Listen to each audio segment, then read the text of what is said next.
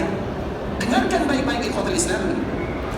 Nabi SAW berpesan kepada kita semuanya di dalam doa, Allahumma man zalama ahlal madinati wa akhafahum fa'akhifu wa alaihi la'natullahi wal malaikati wal nasi ajma'in la yaqbalullahu minhu sarfun wala adl. Ya Allah, doa Nabi SAW kepada Allah Azza wa Jalla, barang siapa di antara kaum muslimin, terutama mereka yang datang dan yang tinggal di kota Madinah, kemudian mereka menzalimi penduduk Madinah atau membuat takut. Zalim itu banyak maknanya. Ada orang yang zalim dengan kata-katanya, ada orang yang zalim dengan tangan dan perbuatannya, ada orang yang zalim dengan tulisannya. Ingat baik-baik akan doa Nabi SAW. Wa akhafahum, dan membuat mereka takut. Fa'akhifu, ancaman pertama, buat mereka takut untuk selama-lamanya. Allah akan tanamkan di dalam hatinya rasa takut. Yang kedua, wa alaihi la'natullahi wal malaikati wan nas ajma'in, untuknya laknat dari Allah, malaikat dan semua manusia. Apa gunanya hidup kalau kita dilaknat oleh Allah Azza wa Jalla?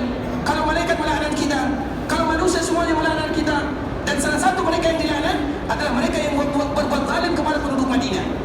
Kemudian yang ketiga, la yaqbalullahu minhu sarfun wala adl, Allah tidak menerima amal ibadahnya. Kenapa demikian? Doa ini kenapa disebutkan oleh Nabi SAW?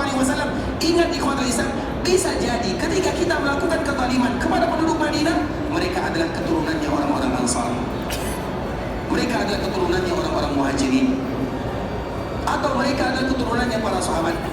Dan yang paling luar biasa, mereka adalah keturunan Rasulullah SAW. Coba bayangkan kalau kita berbuat zalim. Iya, mungkin banyak di antara mereka melakukan kesalahan. Maka ingat pesan Nabi terakhir khutbah Rasulullah, kalau ada di antara mereka yang melakukan kesalahan, maafkan. Karena bisa jadi mereka keturunan Ansar, bisa jadi mereka keturunan Muhajirin.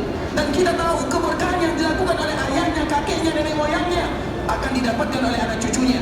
Tidakkah Nabi SAW pernah berdoa ketika pulang dari perang Hunain? Kemarin kita ceritakan perang Hunain. Nabi SAW pulang dan Nabi kembali ke kota Madinah sambil mengatakan, ala tardawna an yarji'an nas bisyati wal ba'ir wa tarji'una bi Rasulillah SAW ila rihalikum. Wahai orang-orang Ansar, tidakkah kalian rela biarkan manusia mereka pulang dengan hartanya, dengan dombanya, dengan kudanya, dengan dunianya, sedangkan kalian yang kalian bawa pulang adalah Nabi Muhammad SAW? Kemudian apa kata Nabi? Tidak sampai di sini saja, ada doa Nabi, Allahumma arham al-Ansar, atau juga Allahumma fir, Allahumma arham al-Ansar wa abna'i al-Ansar wa abna'i abna'i al-Ansar. Artinya besok kita sambung.